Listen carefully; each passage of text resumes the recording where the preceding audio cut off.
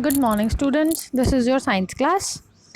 हम लोग chapter number 5 कर रहे हैं और हम लोग क्या कर रहे थे, हम लोगों ने कल 2 मेथड्स पढ़े थे सेपरेशन करने वाले, थ्रेशिंग एंड विनोइंग। आज हम नेक्स्ट मेथड देख रहे हैं। क्या नाम है इसका?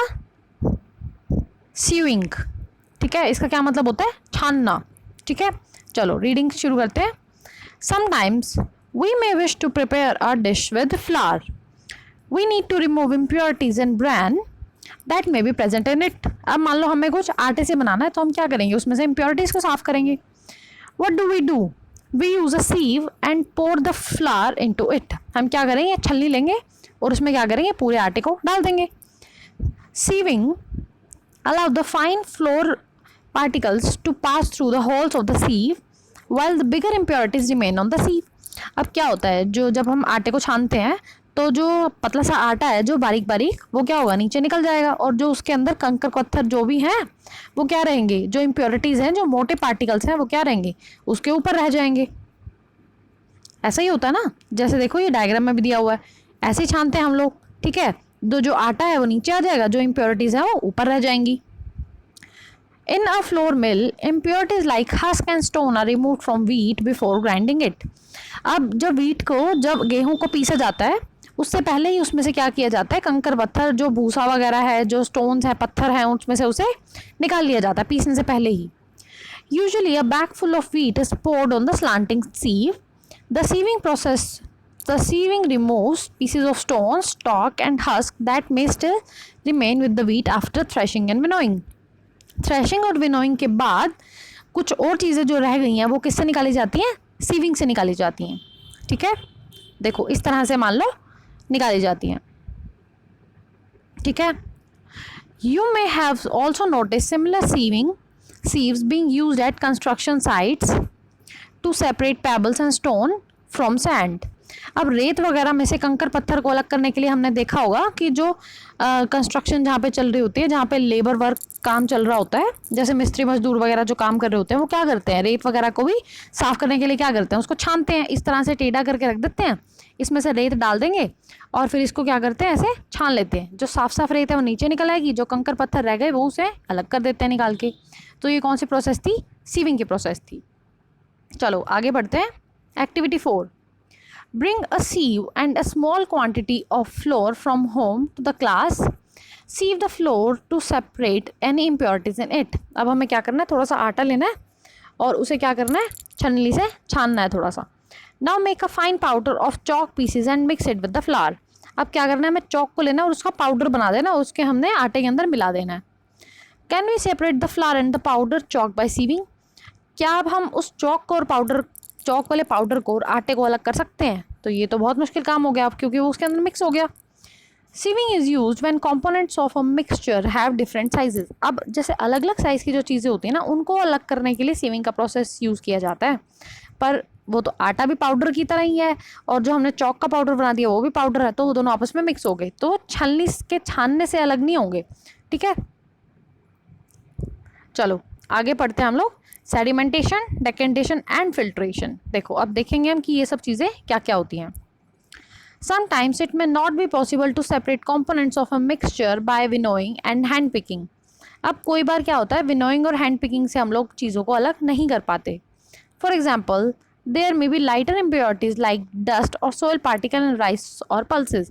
मान लो हमारे पास चावल हैं, उसके अंदर रेत या मिट्टी वगैरह, जो भी कंकर पत्थर या मिट्टी वगैरह जो भी चीज़ें हैं वो उसके अंदर मिले हुए हैं.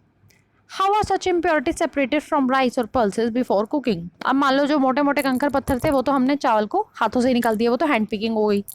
पर अब जो उसके अंदर मिट्टी मिली हुई है, क्या मिट्टी को हम हाथों से निकाल सकते हैं चावल में से? नहीं निकाल पाएंगे हम लोग.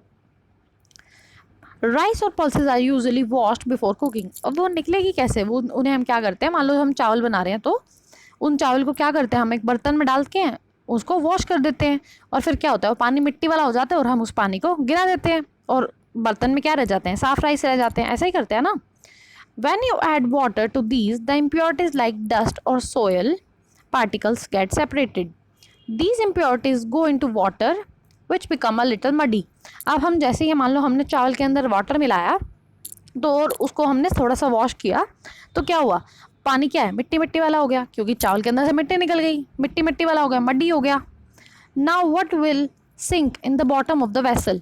अब जो हमारा जो बर्तन है उसके नीचे नीचे क्या बैठ जाएगा, पानी नीचे बैठ जाएगा, चावल नीचे बैठ जाएंगे, चावल नीचे बैठ जाएंगे ना।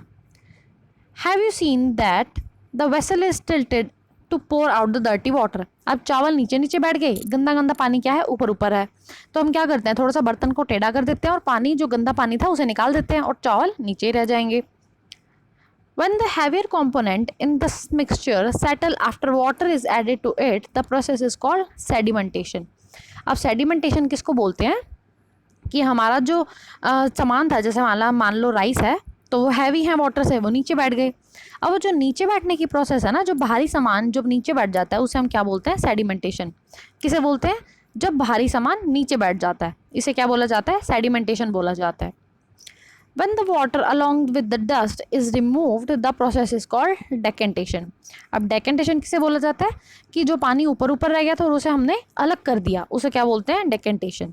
ठीक है, जैसे हमने बर्तन लिया, उसके अंदर राइस डाले, उसके अंदर पानी डाल दिया, अब क्या किया, उसको अच्छे से ऐसे हाथ से घुमा के वॉश कर दिया, अब जो गंदा पानी था उसे निकाल दिया, राइस नीचे रह गई।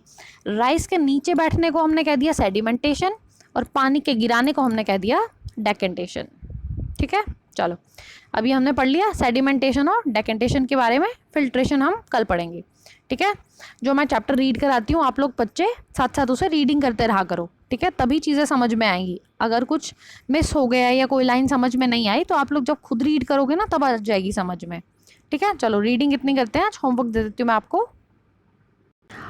ये वर्ड ट्रांसलेशन कहाँ तक कर लिए थे आप लोगों ने, 1 to 20, आज कर लेना 1 to 25।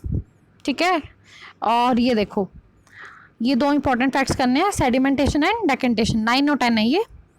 देखो सेडिमेंटेशन क्या होता है, setting down of insoluble solid in water. Insoluble है, वो पानी में नहीं घुला और नीचे बैठ गया, तो इसे हम क्या बोला था, सेडिमेंटेशन।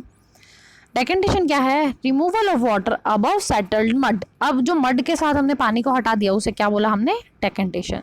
ठीक है, चलो क्या काम हो गया अब आप बच्चों के पास, वर्ड ट्रांसलेशन करनी है आपने 1 to 25। इंपॉर्टेंट फैक्ट्स कौन कौन से करने हैं, 9 and 10, और जो बाकी अब मैंने चैप्टर रीड करा दिया सारा वो आप लोग रीडिंग भी करोगे। ठीक है, क्या करना है, रीडिंग। चलो इतना ही करना है आज, थैंक यू।